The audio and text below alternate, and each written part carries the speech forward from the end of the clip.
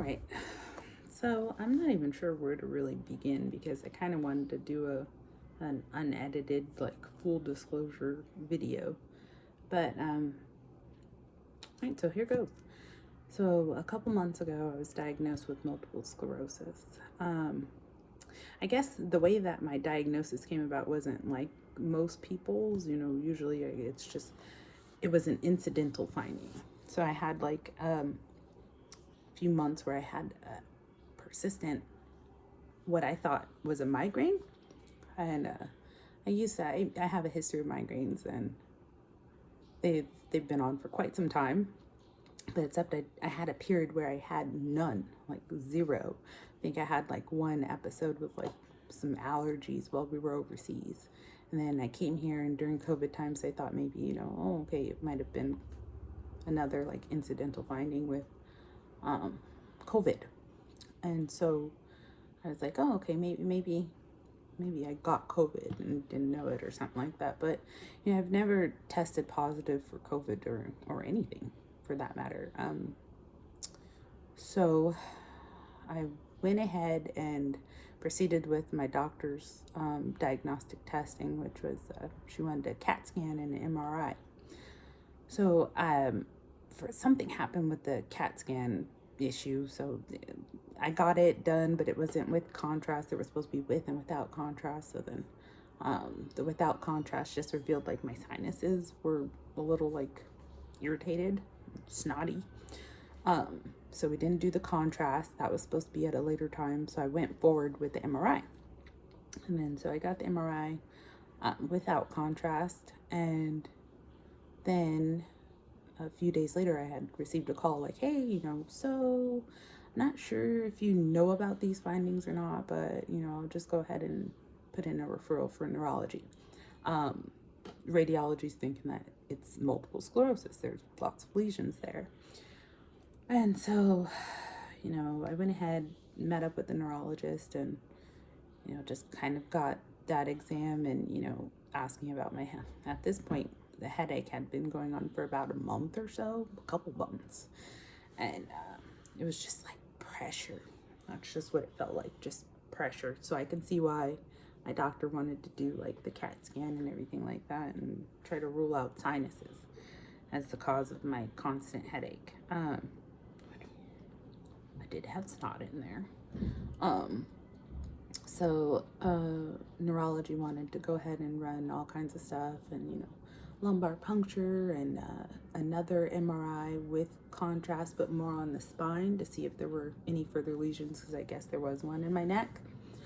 And then so that did reveal what he thought, it is multiple sclerosis. So just let's fast forward through all that. So I am a nurse, and I'm in the military. So this just kind of creates lots of barriers that I didn't think were ever really there.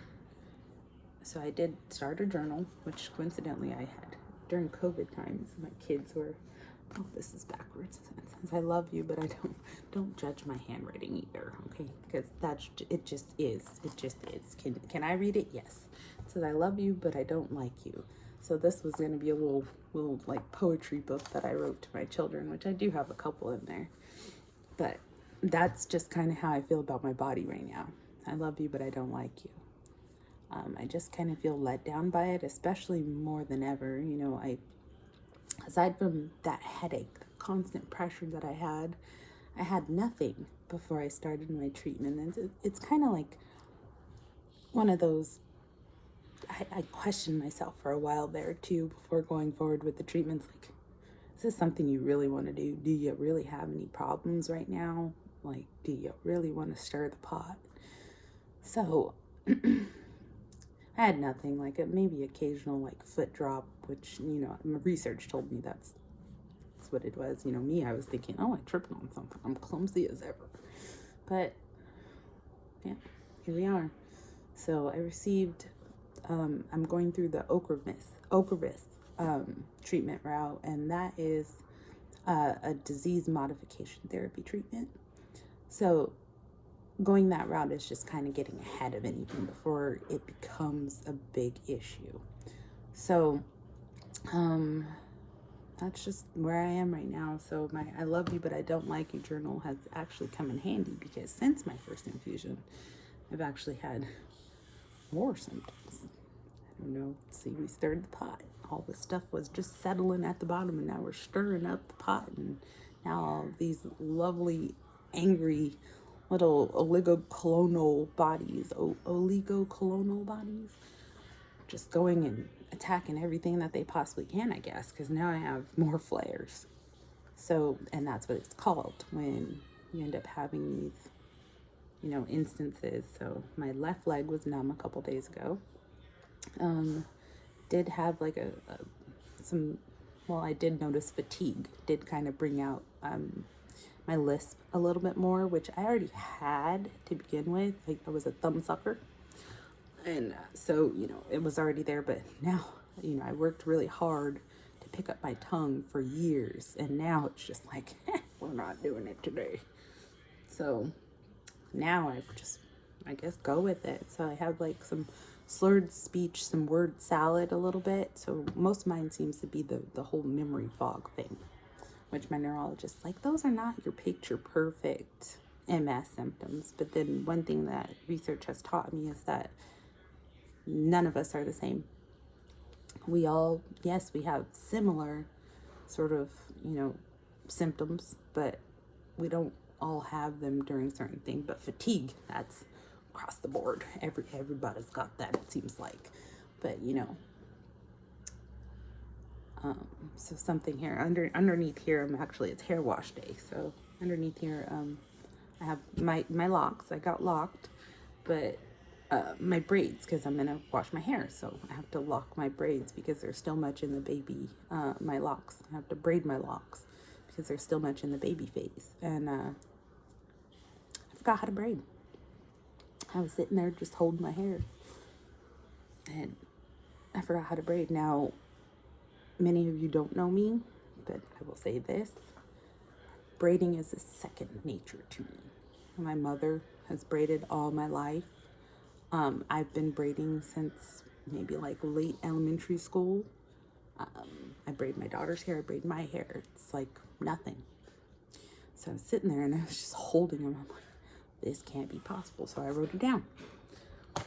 Then that leg thing. And then now my toes.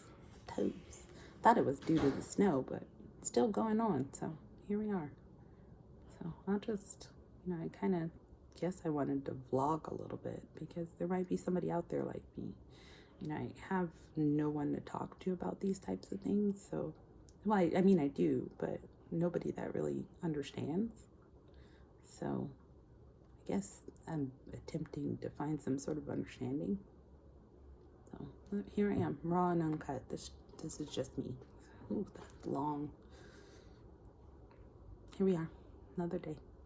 We'll see what and where everything takes me. I guess one time I'll organize my thoughts and get something else together, but I just want to put this out there and say I'm here.